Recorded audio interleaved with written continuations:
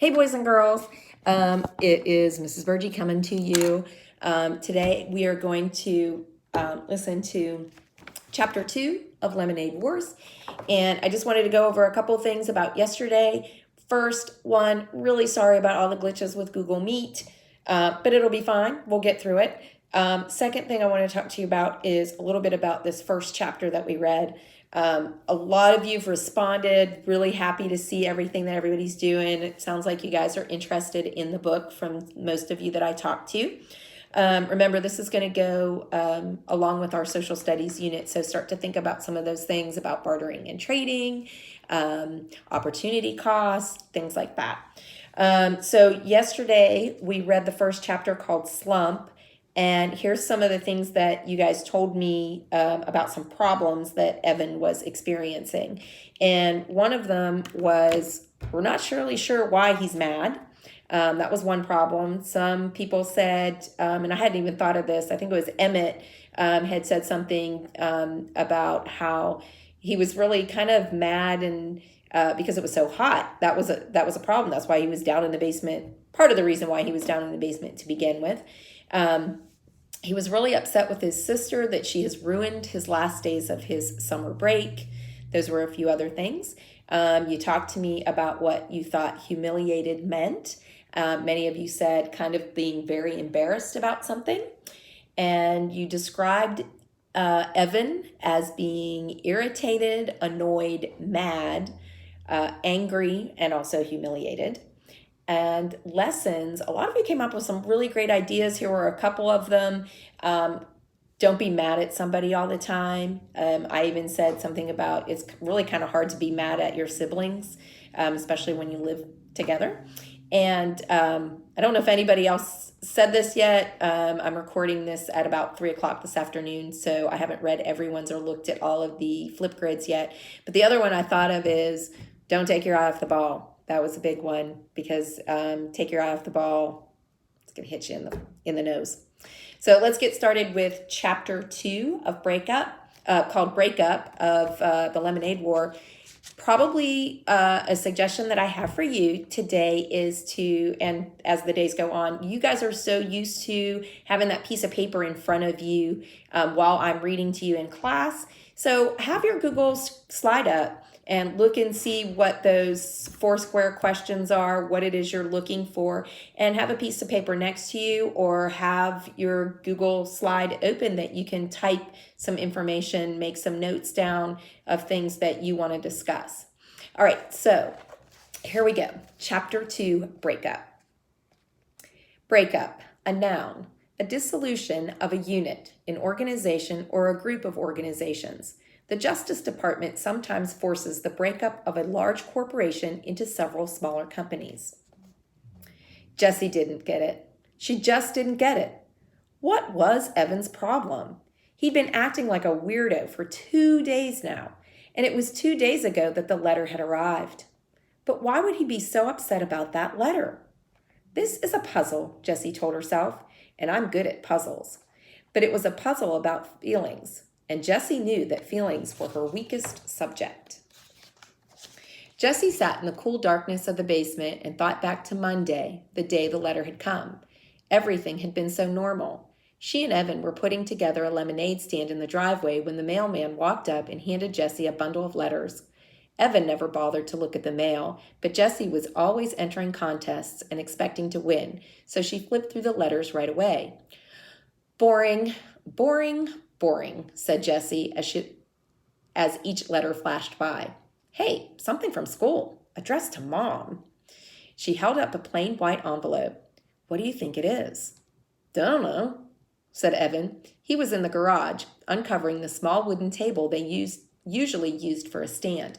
It was buried under 2 snow tubes, 2 boogie boards, and a garden hose.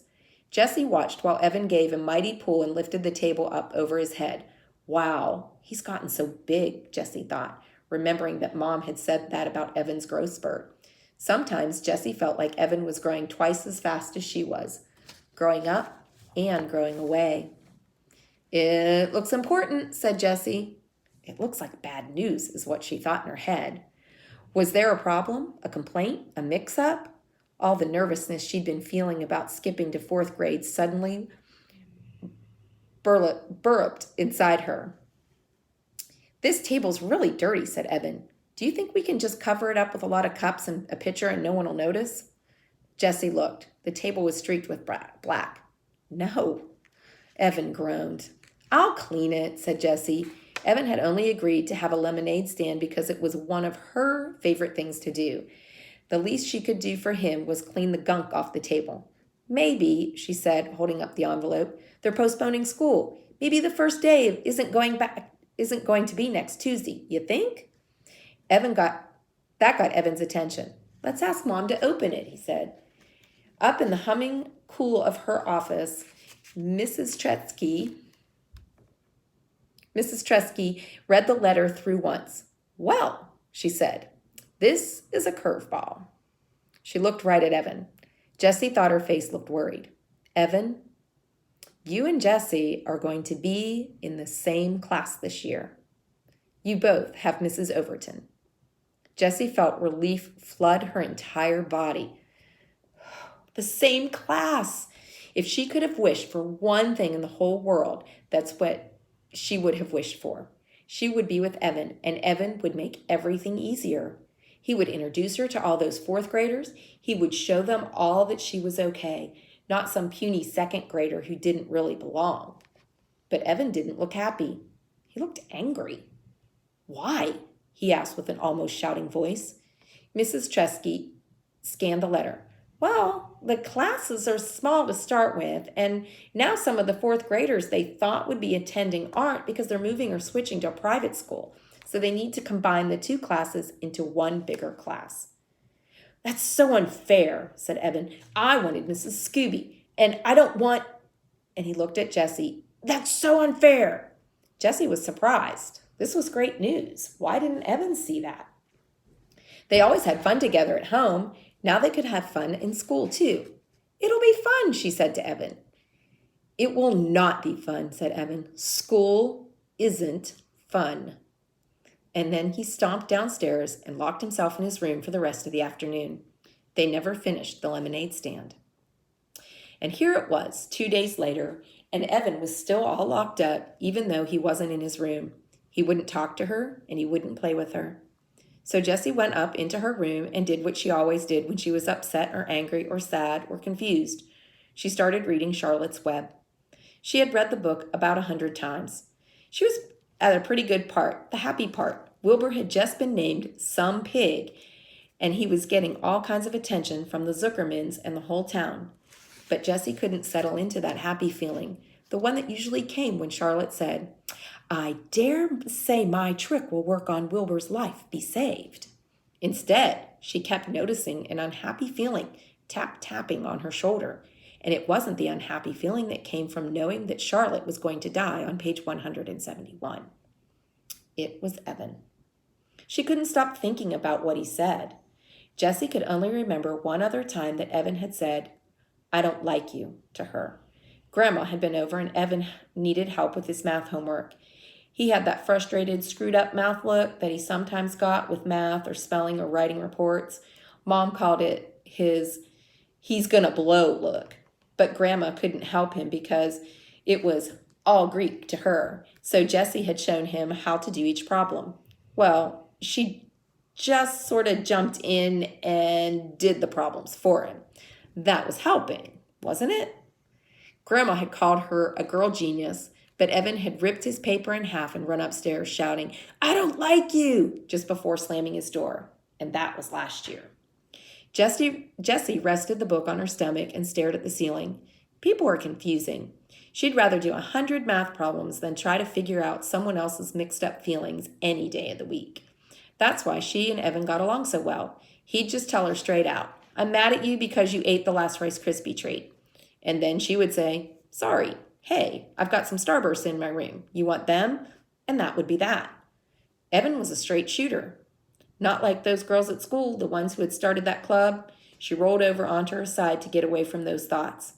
Across the room, against the opposite wall, she noticed 3 pieces of foam core her mother had bought for Jessie's Labor Day project. Every year, the Rotary Club sponsored a competition for kids to see who could come up with the best display. The best display related to the holiday.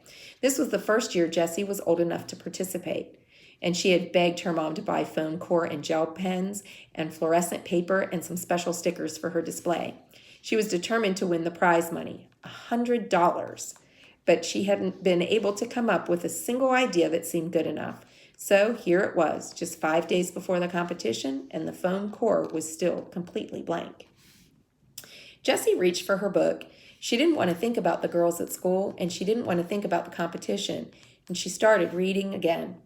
Wilbur and Charlotte were at the fair, and Charlotte was beginning to show her age. Jessie read the words that Wilbur said to his best friend. "I'm awfully sorry to hear that you're feeling poorly, Charlotte. Perhaps if you spin a web and catch a couple of flies, you'll feel better." Well, the second part didn't apply at all, but Jessie imagined herself saying the first line. "I'm really awfully sorry to hear that you're feeling poorly, Evan." It sounded about right. At least it would show him that she cared, and Jessie knew that that was important when someone was feeling upset. She decided to go downstairs and give it a try. She would do just about anything to get Evan back to the way he was before the letter. Jessie looked in the kitchen and the backyard. No Evan. She was halfway down the steps to the basement when she heard a noise coming from the garage. She opened the door and felt the full heat of the day on her skin. It was like some giant has blown his hot, stinky breath on her. In the garage, she found Evan and Scott Spencer. Weird, she thought. Evan doesn't even like Scott Spencer. They'd been on-again, off-again friends from kindergarten, but ever since Scott had purposely put Evan's bike helmet under the wheel of the Trescas' minivan so Mrs. Trescas ran over it when she backed out, the friendship had definitely been off. Jessie looked from Evan to Scott and back again. Now she had no idea what to say. "I'm awfully sorry to hear that you're feeling poorly, Evan." Didn't seem to make much sense with Evan when Evan was obviously having fun with his friend. She tried to think of something else to say. All she could come up with was, "What are you doing?" The boys were bent over a piece of cardboard. Evan was writing the letters in a skinny red felt tip pen. The purple cooler was in the middle of the garage, and 2 plastic chairs were stacked on top of it. On the top chair was a brown paper bag. "Nothing," said Evan, not looking up. Jessie walked over to the boys and peered over Evan's shoulder. It was a sign that said lemonade. "You spelt lemonade wrong. It's an O, not an I." But she thought, "Oh, good. A lemonade stand, my favorite thing to do." The boys didn't say anything. Jessie saw Evan's mouth tighten up. You want me to make the lemonade?" she asked. "Already made," said Evan. "I could decorate the sign," she said. "I'm good at drawing butterflies and flowers and things." Scott snorted. "We don't want girl stuff like that on our sign." "Do you want to use my lockbox to keep the money in? It's got a tray with separate compartments for all the different coins." "Nope," said Evan, still working on the sign. "Well," she said, looking around, "I can clean the table for you." The small wooden table, still covered in black streaks, was pushed up against the bikes. "We're not using it," said Evan. "But we always use the table for a stand," said Jessie. Evan pushed his face in her direction. "We don't want it." Jessie took a couple of steps back. Her insides felt runny, like fried egg that hasn't cooked enough. She knew she should just go back into the house, but for some reason, her legs wouldn't move. She stood still, her bare feet rooted to the cool cement. Scott whispered something to Evan, and the 2 boys laughed, low and mean. Jessie swayed towards the door, but her feet stayed planted. She couldn't stand it that Evan wanted to be with Scott, who really wasn't nice, and really wasn't nice to her. "Hey," she said, "I bet you need change. I've got a ton. You could have all my change, as long as you pay it back at the end of the day." "Don't need it," said Evan. "Yeah, you do," insisted Jessie. "You always need change, especially in the beginning. You'll lose sales if you can't make change." Evan capped the pen with a loud snap, and he stuck it in his pocket. "Scott's bankrolling us. His mom keeps a jar, so we've got plenty." The boys stood up. Evan held out the sign for Scott to read, turning his back to Jessie. "Awesome," said Scott. Jessie knew that the sign was not awesome. The letters were too small and thin to read from a distance. Evan should have used a flat marker instead of a skinny felt tip pen. Everybody knew that. There weren't any pretty decorations to attract customers, and the word lemonade was spelled wrong. Why wouldn't Evan take a little help from her? She just wanted to help. Scott turned to her and said, "Are you really going to be in 4th grade this year?" Jessie's back stiffened. "Yep," she said. "Wow, that's so freaky." "It's not," she said, sticking her chin out. "Is too," said Scott. "I mean, you're a 2nd grader, and now you're going to be a 4th grader? That's just messed up." Jessie looked at Evan, but he was busy taping the sign to the cooler.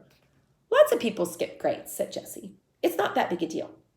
"It's completely weird," said Scott. "I mean, you miss everything from a whole year. You missed the whole unit on Antarctica. That was the best. And the field trip to the aquarium.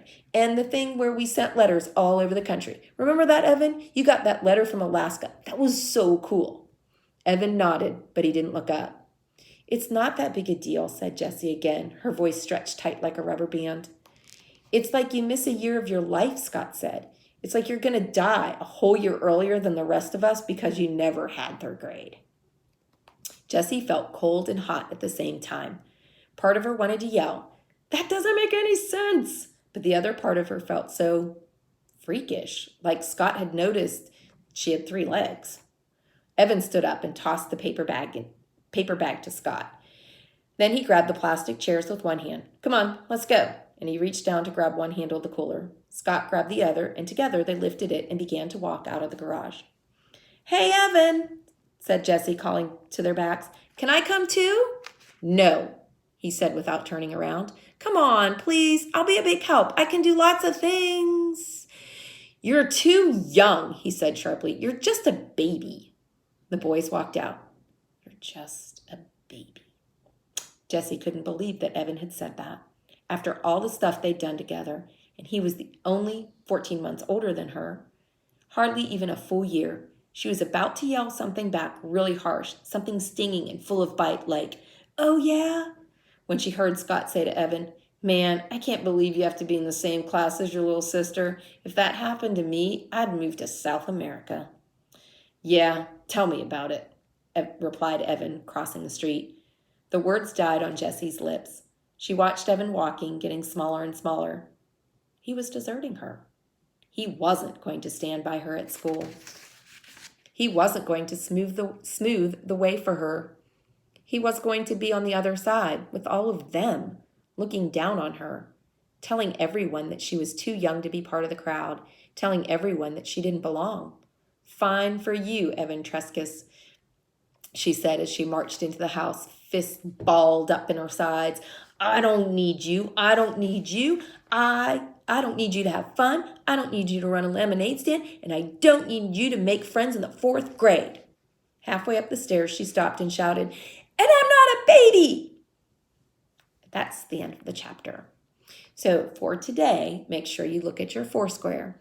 You are going to talk about what problem or problems Jessie's experiencing.